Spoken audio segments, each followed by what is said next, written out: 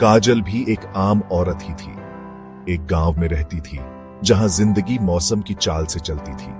वहां के लोग सरल और सीधे थे, पर उनकी सोच में गहराई थी। उसका भी सपना था, अपना परिवार हो, बच्चों की किलकारियां घर में गूंजे। वो भी चाहती थी कि उसके आंगन में बच्चे खेलें, उसकी गोद भरी हो। पर लगता है किस्मत को कुछ और ही मंजूर था।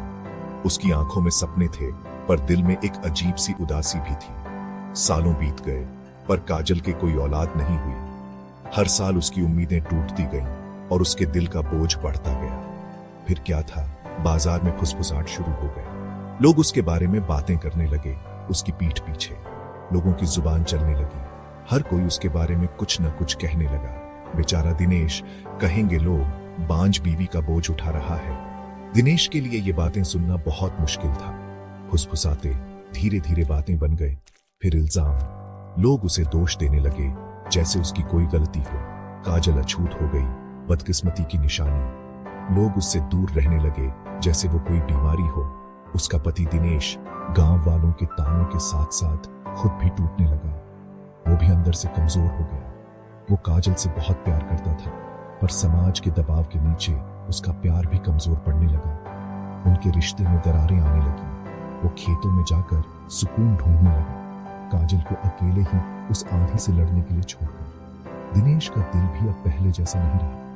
बांझपन का दर्द तो था ही, पर लोगों की ठोकरें और भी गहरे घाव देती थी। काजल के लिए यह सब सहना बहुत मुश्किल हो गया था।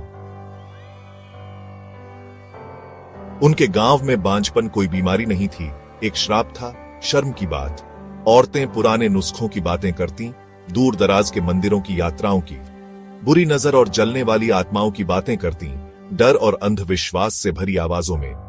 काजल ने सब कुछ सहा, हर दवा, हर पूजा, हर कोशिश की नाकामी के साथ उसका दिल और भारी होता गया। गांव वाले अपनी रीत रिवाजों में अंधे काजल का दर्द नहीं देख पाए। उन्होंने उसकी चुप्पी में छुपी ताकत, दिनेश के लिए उसका अटूट प्यार नहीं देखा। उन्होंने बस एक बंजर जमीन देखी, टूटी उम्मीदों की निशानी। दिनेश काजल के प्यार और परिवार के दबाव के बीच फंसा रहा, चुप रहा।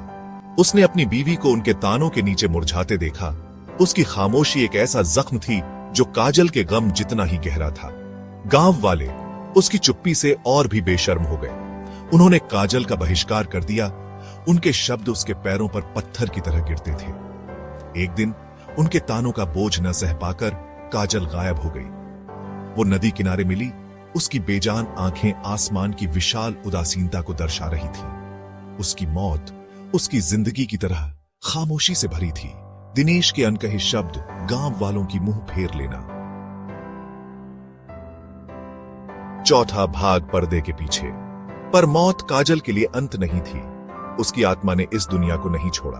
वो लौट आई, उस औरत के रूप में नहीं जिसे वो जानते थे, बल्कि एक आत्मा के रूप में, एक छाया की तरह जो हर कोने में मंडराती थी। उसका गम एक भयानक क्रोध में बदल गया। उसकी आत्मा का क्रोध गांव के हर व्यक्ति को महसूस होने लगा। गांव जो कभी जल्दी फैसला सुना देता था, अब डर से कांप रहा था। हर कोई उसकी उपस्थिति से भयभीत था। हैंडपंप जो कभी जीवन का स्रोत था, सूख गया। पानी की एक बूंद भी नहीं बची।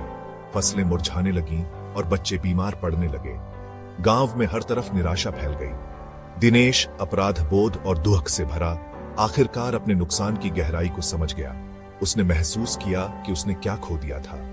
उसने उस दर्द को देखा जिसे उसने नजरअंदाज किया था, और उस गलती को समझा जो उसने की थी। उस औरत की आत्मा जिसे वो बचा नहीं पाया, उसकी आत्मा अब भी गांव में भटक रही थी। वो काजल की आत्मा तक पहुंचा, डर से नहीं बल्कि पछतावे से, अपने दिल में गहरे दर्द के साथ। उस प्यार से जो जीवन और मृत्यु की सीमाओं से परे था, एक ऐसा प्यार जो कभी खत्म नहीं हो सकता था। पांचवा भाग उम्मीद के बीच। काजल दिनेश के सच्चे दुख और गांव वालों के पछतावे से प्रभावित होकर कुछ शांति पाई। उसने महसूस किया कि दुख और पछतावा दोनों ही दिलों को बदल सकते हैं और एक नई शुरुआत की नींव रख सकते हैं। हैंडपंप में फिर से पानी आने लगा। यह पानी जैसे गांव के जीवन में नई ऊर्जा और आशा का संचार कर रहा था। धीरे धीरे हिचकिचाते हुए गांव ठीक होने लगा। लोग एक दूसरे की मदद करने लगे और एक नई शुरुआत की ओर बढ़ने लगे। उन्होंने काजल को बदकिस्मती की निशानी के रूप में नहीं, बल्कि एक अन्याय झेली औरत के रूप में याद किया। एक पत्नी, एक दोस्त, एक इंसान जो दया की पात्र थी। काजल की कहानी ने गांव वालों के दिलों में एक गहरी छाप छोड़ी।